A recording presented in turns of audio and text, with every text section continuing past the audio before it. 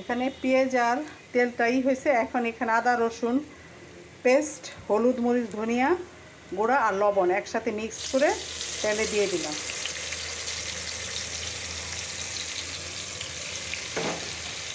এখন একটু কষাবো, তারপরে সবজিটা দিব।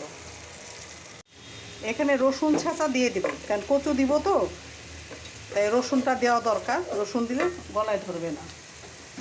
আর এখানে কচু দিয়ে দিলাম।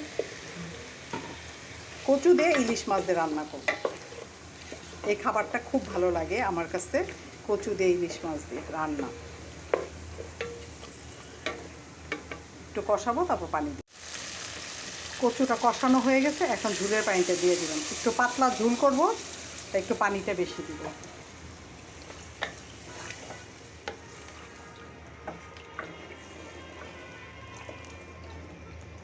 কচু দিয়ে ইলিশ মাছ খুব ভালো লাগে এই গরমের দিনে, পাতলা ঝুলে খুব ভালো খাবারটা।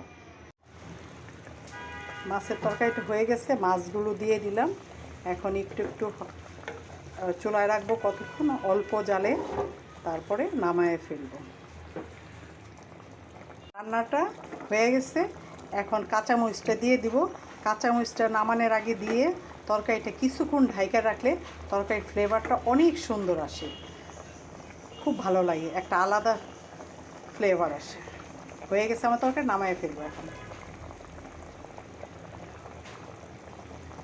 কচু দিয়ে ইলিশ মাছ হয়ে গেছে।